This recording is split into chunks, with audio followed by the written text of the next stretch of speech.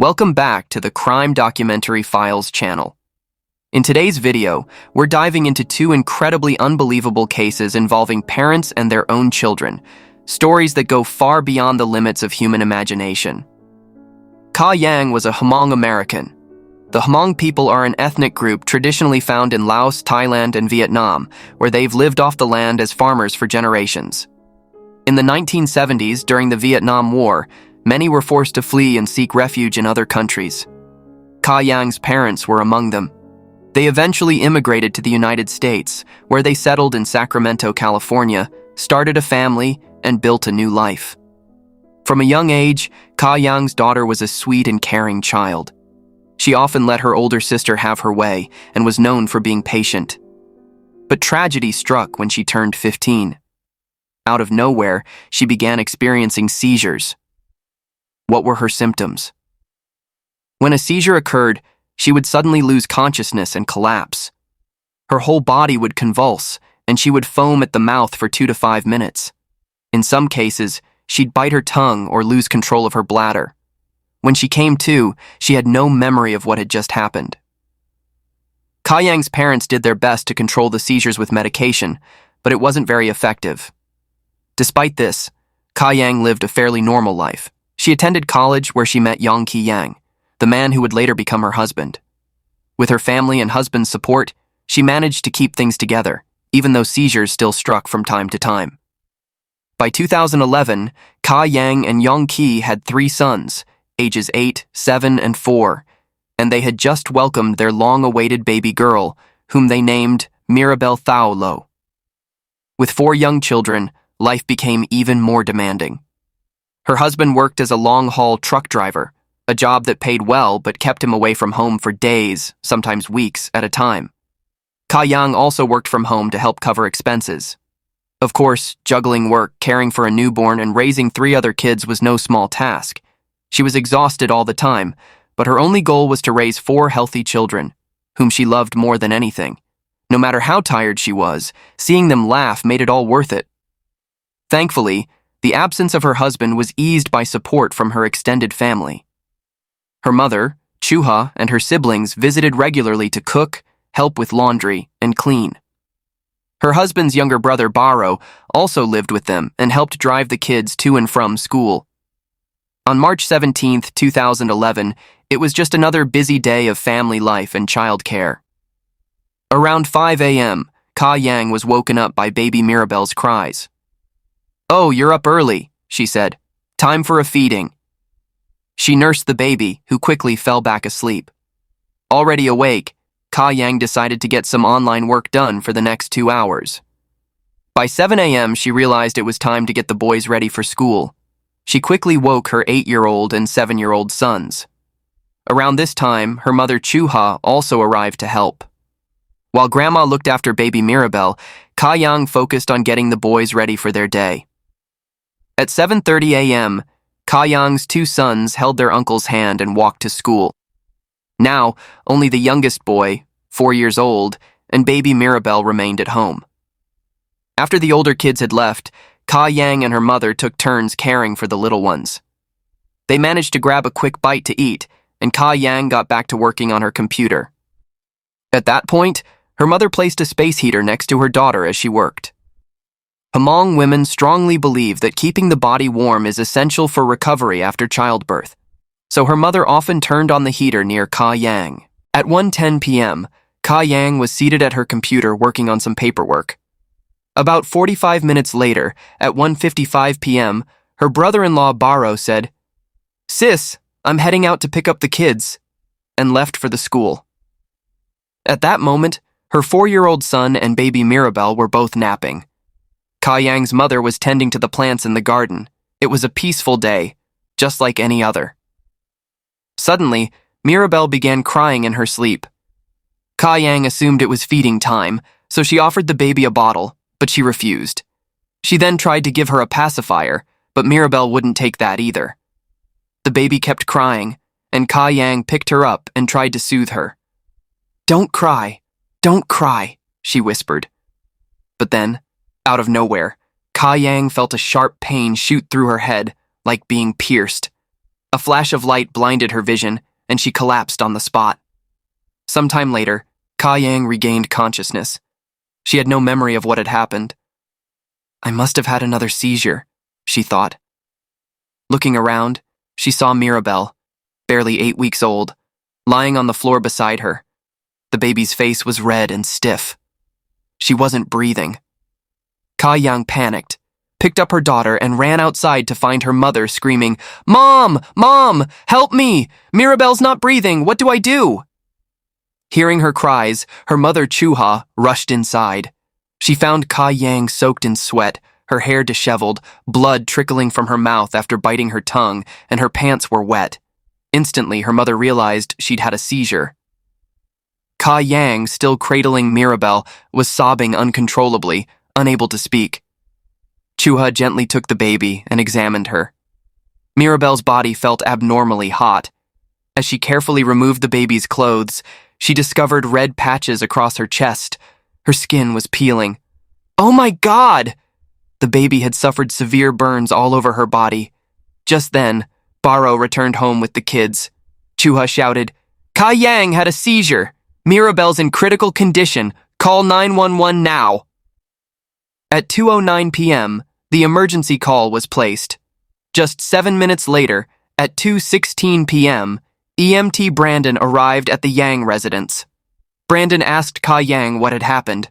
Calmer but visibly shaken, she struggled to explain. "I was working from home. I had a seizure and might have dropped the baby near the heater." While she spoke, Brandon examined Mirabelle's condition. Tragically, it was too late. The infant had suffered severe burns across her entire body and was no longer breathing. But Brandon noticed something strange. Ka Yang claimed the baby had fallen near the space heater and been burned, yet the baby's clothes and hair were completely untouched, no scorch marks at all. He wondered, how could the baby suffer such severe burns while her clothing remains perfectly intact? He began asking Ka Yang more questions. Based on the information given, Ka Yang's seizure likely occurred around 1:58 p.m. At 2:09 p.m., the emergency call was made. 11 minutes later. 7 minutes after that, at 2:16 p.m., Brandon arrived on the scene. So, from the moment of the seizure to the arrival of emergency personnel, just 18 minutes had passed, and in that brief window, the baby had sustained burns so severe that she didn't survive. Brandon felt something was off and discreetly notified police that further investigation was needed. The police arrived shortly after and began interviewing everyone to understand what had happened. The accounts were mostly consistent. Ka Yang had a seizure, lost consciousness, and accidentally dropped the baby.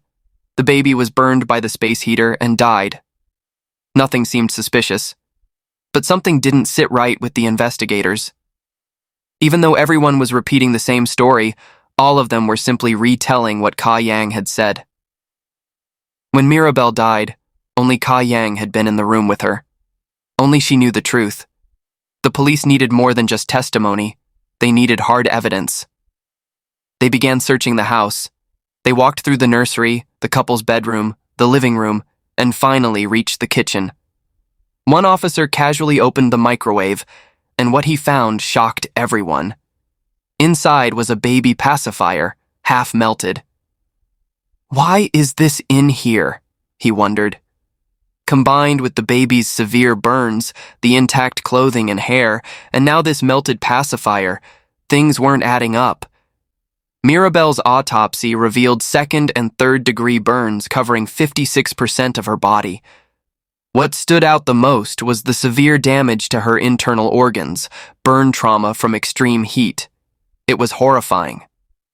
But could a space heater even cause that kind of internal damage? Investigators compared data from similar infant burn cases. The burns on Mirabelle were clearly inconsistent with heater-related injuries. Let me explain this more clearly. In a typical space heater burn, the damage comes from external heat. The outer layers of the skin turn red, blister, or char. The heat moves from the outside inward, meaning the outer skin would burn first. For internal organs to be damaged, the entire body would have to be charred black, something highly unlikely from a household heater. On the other hand, the injuries Mirabel sustained were entirely consistent with microwave burns. A microwave works by emitting microwaves that agitate water molecules in food, or in this case, a body, creating heat from the inside out.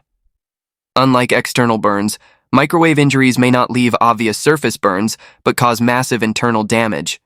Organs rich in blood, like the liver and heart, are particularly vulnerable. And since microwave radiation penetrates the entire body, the burns tend to be widespread. Earlier, investigators had found Mirabel's pacifier partially melted inside the microwave. Police thought, "This is it," and treated it as critical evidence. They concluded that Ka Yang had placed her infant daughter in the microwave, and something unimaginably horrific had taken place. 3 months after the incident, in June 2011, police arrested Ka Yang on charges of child abuse and murder. Ka Yang vehemently denied the accusations. "No way! How could a mother put her baby in a microwave? That's insane! I had a seizure and dropped my baby." But she couldn't recall the exact moment. Police presented the partially melted pacifier they had found, along with Mirabel's autopsy report, pressing her to confess. Ka Yang quietly read through the autopsy report, page by page, and stared at the melted pacifier. Eventually, she broke down in tears and said, "Maybe I did kill her. Maybe I put her in the microwave and pushed the button." But her next statement raised eyebrows. She claimed she might suffer from dissociative identity disorder. She said that during the seizure, another personality took over and placed the baby in the microwave. Was this true? The investigative team continued to explore Ka Yang's psychological state at the time of the incident. Did she feel extremely overwhelmed by the baby's crying? After repeated seizures, had she become suicidal? Was she so mentally exhausted that she wanted to harm someone? Or was she suffering from postpartum depression? Many questions were raised. Ka Yang responded, "Yes, I was tired because the baby wasn't sleeping lately. But I've raised 3 kids already, and every parent goes through this. I've had epilepsy for years. It's true that I've had thoughts of wanting to die, but that doesn't mean I wanted to hurt anyone. As far as I know, I don't have postpartum depression." She denied all of the police's suspicions. At the time, Ka Yang was also pregnant with her 5th child. Eventually, she gave birth to a daughter named Darina while in custody. Although the birth of a new life is typically something to celebrate, the public found it hard to accept that a woman accused of killing her baby daughter had now given birth to another girl. Outrage spread widely. A long and emotionally charged trial dragged on for years to uncover the truth about Ka Yang. 4.5 years after the incident, in August 2015, the trial finally began. Prosecutors and Ka Yang's defense team clashed fiercely. The central issue was whether the killing had been intentional. Numerous experts testified for both sides. First, Ka Yang's attorney argued that after giving birth to 3 boys, she finally had the daughter she had long wished for and was living happily. There was no motive to kill the baby girl she had dreamed of having. Though she had put the baby in the microwave, it had happened during a post-seizure state of unconsciousness. The defense especially emphasized the concept of the postictal state, a phase that can last from 5 to 30 minutes after a seizure, during which a person may feel disoriented, exhausted, or even behave in a dreamlike, unconscious manner. And the prosecutors? They argued that Ka Yang hadn't had a seizure at all. The baby had been crying non-stop, and in a state of exhaustion, Ka Yang deliberately placed her in the microwave. Their key point was her inconsistent testimony. At first, she claimed to remember nothing because of the seizure, but after being shown the pacifier and autopsy report, she suddenly confessed, "Maybe I killed her. I might have pressed the microwave button. I could have multiple personalities." This sudden shift in her story, prosecutors claimed, was clear evidence that she had tried to cover up the truth. In addition, the prosecution's witness, forensic pathologist Dr. Lever, explained in detail the nature of microwave burns. He emphasized that Mirabel had died after enduring unimaginable pain, calling it one of the most horrifying cases he had ever encountered. Another expert provided more specifics. Based on the severity of Mirabel's burns, it was estimated that the baby had been placed in the microwave for at least 2 to 3 minutes. But earlier, Ka Yang had said she simply pressed the button. Normally, one press of a microwave start button initiates a 30-second cycle. So to run it for 2 minutes or more, someone would have to press it at least 4 times. That raised a critical issue. How could someone in an unconscious or altered state press the button so accurately 4 or more times? Next, epilepsy specialist Dr. Trayman questioned the timeline. The seizure reportedly occurred at 1:58 p.m., and the emergency call was made at 2:09 p.m. So what happened during those 9 minutes? Ka Yang's defense argued that she had a seizure and then entered a postictal state, which caused her to act unconsciously. But for that to happen, it would have to have been a prolonged seizure, lasting at least 5 to 10 minutes to leave someone that confused. Furthermore, someone recovering from such a seizure would be extremely fatigued. Yet, according to the timeline, Ka Yang would have had to recover quickly, place the baby in the microwave, run it for 2 to 3 minutes, take the baby out, and run outside to find her mother, all within 9 minutes. It seemed too fast for everything to have happened as described. Then Mirabel's pediatrician, Dr. Vickers, took the stand. He was also an expert in postpartum depression and the director of a child abuse prevention program. Ka Yang had visited his clinic shortly after giving birth to Mirabel. He had evaluated and counseled her but did not see any signs of postpartum depression. However, in court, Dr. Vickers said, "In my experience, many mothers don't want to admit they have postpartum depression. They may not answer questions honestly, and some don't even recognize what they're feeling. So while I didn't see clear signs of postpartum depression in Ka Yang, I can't say for certain she wasn't experiencing it." Based on this, the prosecution argued, "There you have it. When Ka Yang heard the baby crying, her frustration intensified. Combined with undiagnosed postpartum depression, that created the motive to kill Mirabel." It was hard to judge. The prosecution's argument sounded reasonable, but could Ka Yang, pregnant with her 5th child, have really intentionally killed Mirabel in such a horrific way? After heated arguments from both sides, what was the final verdict? In December 2015, the jury deliberated for 2 days.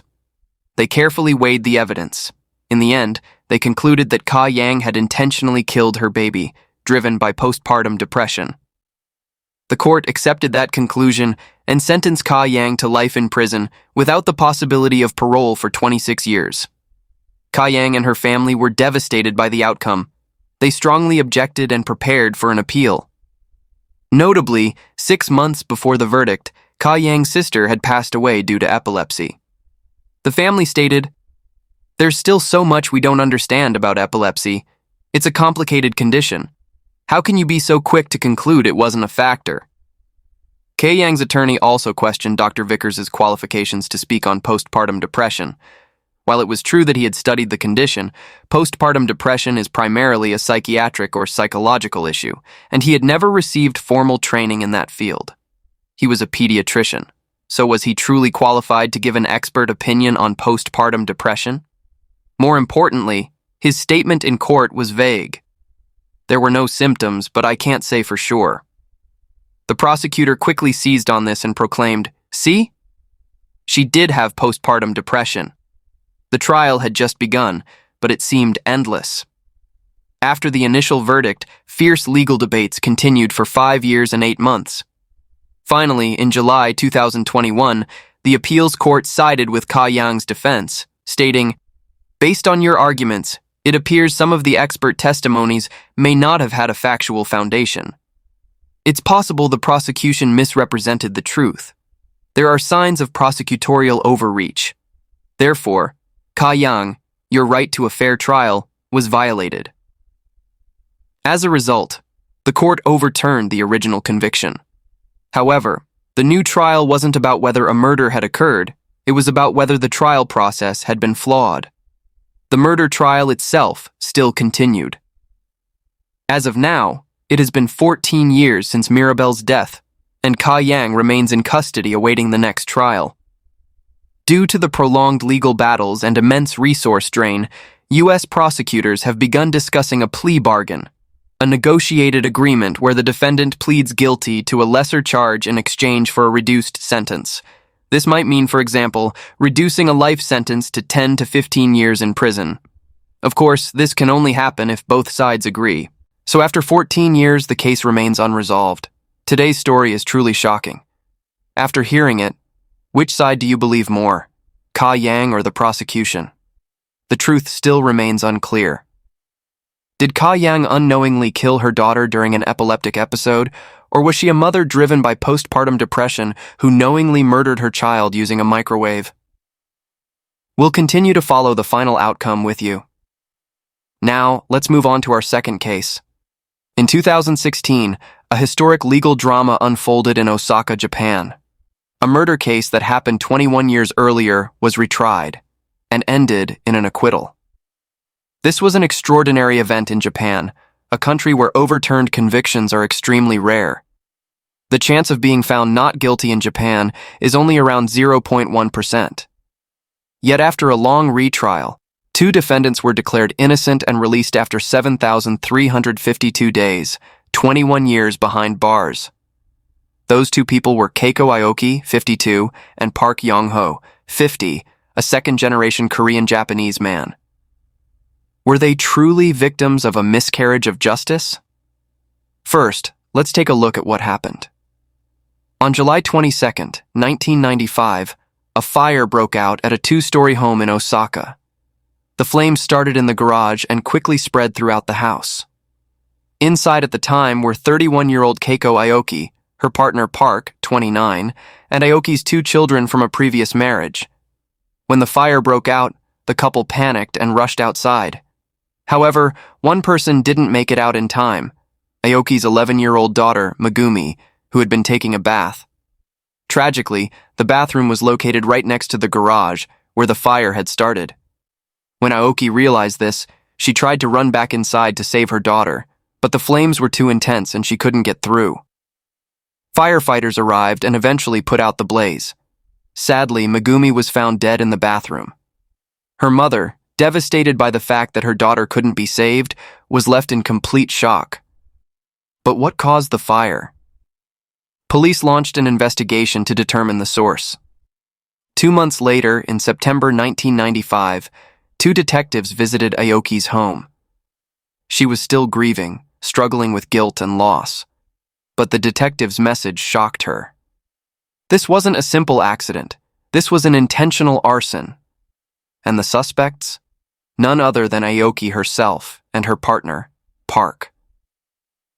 Ms. Aoki, didn't you have an insurance policy on your daughter? Just in million yen. That's your motive, isn't it? They accused the couple of setting the fire deliberately in order to kill her daughter and collect the insurance money. On top of that, when investigators looked into other details, they found that a few months before Megumi's death, Aoki had signed a contract to buy a house worth over 300 million won. But both Aoki and Park had debts exceeding 10 million won. Their financial situation was tight, and with that much debt, they couldn't qualify for more loans. This made it extremely difficult to pay the deposit for the new house. Police believed this was the motive. To fund the down payment, they killed the daughter to collect the insurance payout. Of course, Aoki and Park both insisted they were innocent and devastated by the accusations. However, just days later, after a grueling interrogation, reports claimed they had confessed to everything. According to the confession, on the day of the fire, Park used a pump to siphon about 2 gallons of gasoline from their car's fuel tank. He poured it around the garage. Once ignited, the fire began to spread. The garage located near the bathroom became engulfed in flames, exactly where Megumi had been bathing. Park and Aoki only took their son outside, leaving Megumi trapped and unable to escape. In fact, gasoline was found on Park's clothing, consistent with the confession and the physical evidence. However, the trial was anything but straightforward. Suddenly, both Aoki and Park reversed course and declared their innocence. "It's all lies. Our previous confessions were forced. We were coerced by the police." They expressed outrage and claimed their statements had been extracted under duress. So what was the truth? The trial went through several appeals, lasting years. Finally, in December 2006, nearly a decade later, the Osaka High Court handed down its ruling: life imprisonment for both. The court determined that they had intentionally murdered Aoki's daughter. But the story didn't end there. Even after their sentencing and imprisonment, both Aoki and Park continued to insist on their innocence. They claimed their confessions had been false, made under intense pressure during the investigation.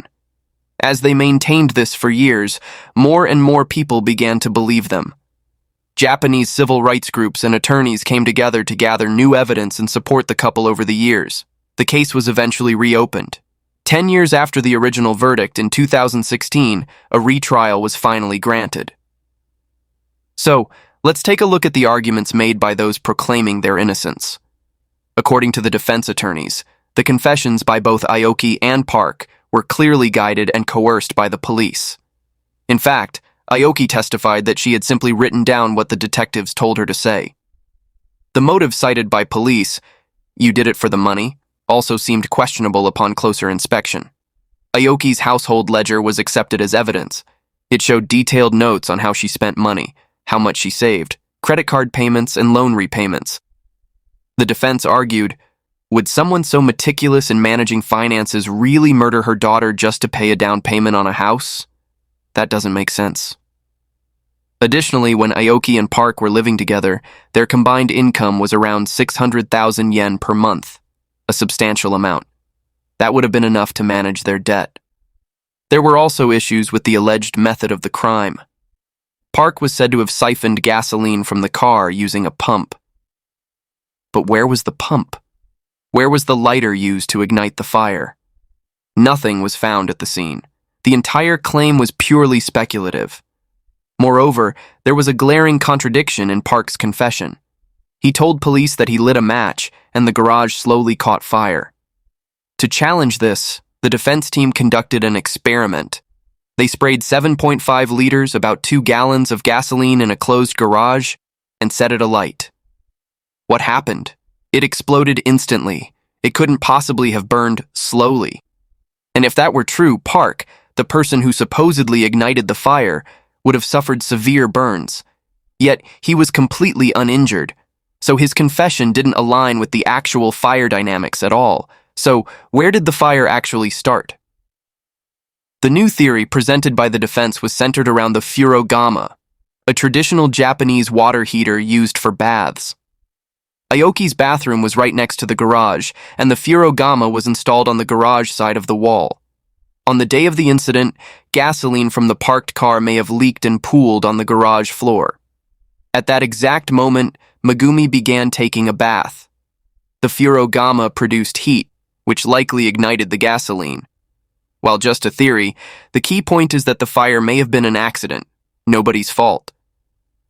To support this, the defense tested 4 vehicles of the same model. All 4 showed signs of gasoline leakage. That made the defense's argument more credible. Based on this, they built a strong case for exoneration. In August 2016, the judge finally ruled in their favor. Under the principle of reasonable doubt, the court acknowledged that a spontaneous fire could not be ruled out. That became the decisive factor. Furthermore, the investigation was confirmed to have involved coercive interrogation tactics. Ultimately, both individuals were declared innocent and released. Shortly after his release, Park said, "The fear and despair from the forced interrogation pushed me beyond the limit of what a human being can endure. I confessed to something I didn't do. My soul had already committed suicide." On the other hand, Ms. Aoki filed a lawsuit against the government seeking compensation for wrongful imprisonment. She and Mr. Park had been incarcerated for 7,352 days. Ms. Aoki requested 91.9 million yen in damages, and she won. Both of them received financial compensation. But the story doesn't end there. A fundamental question still lingers. Even if the police investigation involved coercion, or even abuse, could that alone compel someone to falsely confess to such a serious crime? At that time, Ms. Aoki didn't just lose her daughter in the fire. She was imprisoned because of a false confession, causing her to be separated from her 8-year-old son for over 20 years. The facts are now clear. So why did she go along with the detective's claims? Why didn't she maintain her innocence from the start? Behind that lies a horrifying truth that no one knew. Before revealing this shocking twist, let's take a closer look at the relationship between Ms. Aoki and Mr. Park. Ms. Aoki got married in her early 20s and had 2 children. Her first child was Megumi, the girl who died in the fire.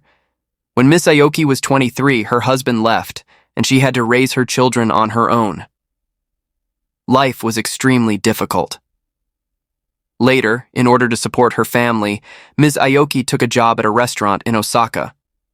That's where she met Mr. Park, a second-generation Korean-Japanese man who was a regular customer. She was a woman burdened by pain and loneliness after being abandoned, while he carried the pain and isolation of discrimination as a Korean Japanese. They comforted one another and grew close. As the relationship developed, Mr. Park showed genuine kindness and care toward Ms. Aoki's children. Seeing this, Mrs. Aoki began to believe that this man would be a good father to her children. Although they never officially married, Mrs. Aoki, Mr. Park, and the 2 children eventually lived together as a family. The children were overjoyed to have a father and called Mr. Park Dad. Meanwhile, a fire suddenly broke out in the house and Megumi died.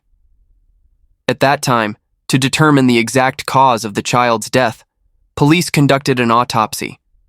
This was standard procedure. Here they discovered a shocking truth. Male DNA was found in the child's body. This meant someone had sexually abused Megumi. The perpetrator was Park Young-ho. And the horrifying truth was revealed. Less than 2 years after they began living together, when Megumi was only about 8 years old, he had begun this heinous behavior. This continued until she died at age 11, occurring more than 50 times. Even on the day Megumi died, Mr. Park had abused her. This was worse than animal behavior. The police investigating the case knew about this truth. But after that, the case took a strange direction.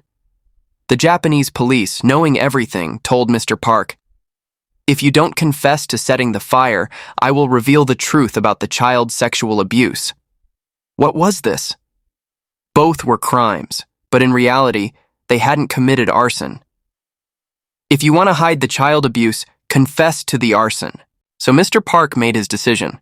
He wanted to hide the sexual abuse crime. Therefore, he falsely confessed, "Yes, I set the fire." What about Mrs. Aoki? She also received her daughter's autopsy results and knew the horrific true nature of her partner, Mr. Park. It was a tremendous shock. Her daughter had been sexually abused for years by the man she had chosen. In the end, her child died in pain. She was probably not in her right mind, but during this time, the Japanese police touched on Mrs. Aoki's pain. "This is all your fault, mother. You brought home a man with no moral character, and ultimately this tragedy happened. You are an evil mother. Honestly admit that you killed Megumi."